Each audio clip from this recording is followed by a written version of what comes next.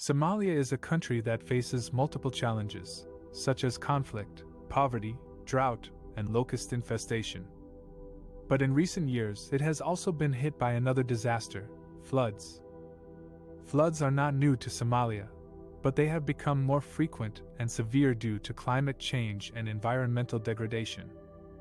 In this video, we will explore the causes and impacts of the floods in Somalia, and how people are coping with them. The main cause of floods in Somalia is heavy rainfall during the two rainy seasons, Gu, March to June, and Deer, October to December. These rains are essential for agriculture and water supply, but they can also trigger flash floods and riverine floods. Flash floods occur when intense rain falls over a short period of time, causing a sudden rise and fall of water levels in streams and rivers.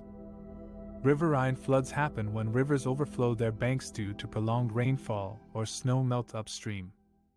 The most affected areas by floods in Somalia are the regions along the Juba and Shabelle rivers, which are the main sources of water and irrigation for millions of people. These regions are also among the most fertile and productive in the country, but they are vulnerable to flooding because of their low elevation, flat terrain, and poor drainage systems. In addition, deforestation, overgrazing, soil erosion, and illegal logging have reduced the capacity of the land to absorb and retain water, making it more prone to runoff and flooding. The impacts of floods in Somalia are devastating for both people and the environment. According to the UN Office for Coordination of Humanitarian Affairs (OCHA), flooding has affected about 400,000 people and displaced 101,314 districts since late April 2023.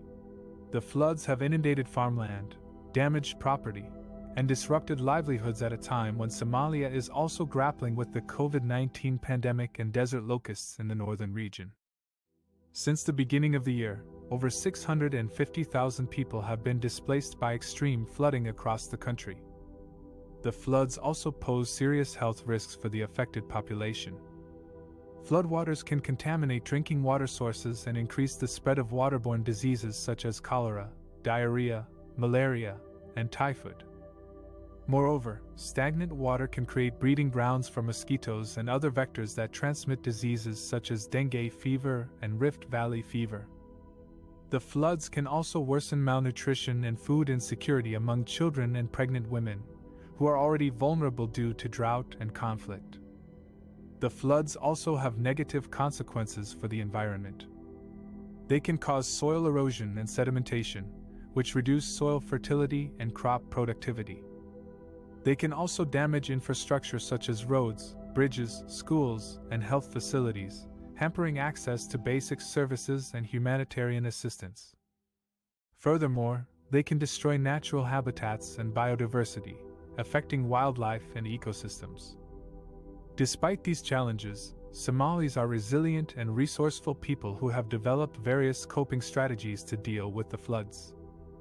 Some of these strategies include building temporary shelters or moving to higher ground or safer locations, using boats or rafts to transport people and goods across flooded areas, digging trenches or canals to drain excess water or divert it away from settlements, constructing sandbags or embankments to protect homes and farms from floodwaters, planting trees or grasses to stabilize soil and prevent erosion, installing V-shaped or V-notch weirs, a concrete structure built through an open waterway, along rivers to reduce flood peaks and store water for later use, seeking humanitarian aid from local authorities or international organizations.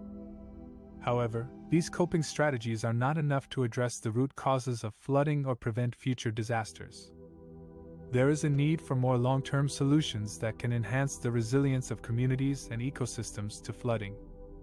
Some of these solutions include improving weather forecasting and early warning systems to alert people of impending floods, developing integrated water resource management plans that balance water supply and demand across sectors, implementing sustainable land use practices that conserve soil and water resources and restore degraded landscapes, strengthening flood protection infrastructure such as dams, dikes, levees, or floodgates, promoting community participation and awareness on flood risk reduction and adaptation measures, supporting livelihood diversification and income generation activities that reduce dependence on flood-prone agriculture, enhancing disaster preparedness and response capacities at all levels.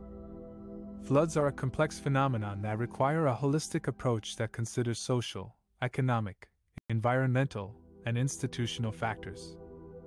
By working together, Somalis can overcome the challenges posed by floods and build a more resilient future for themselves and their country.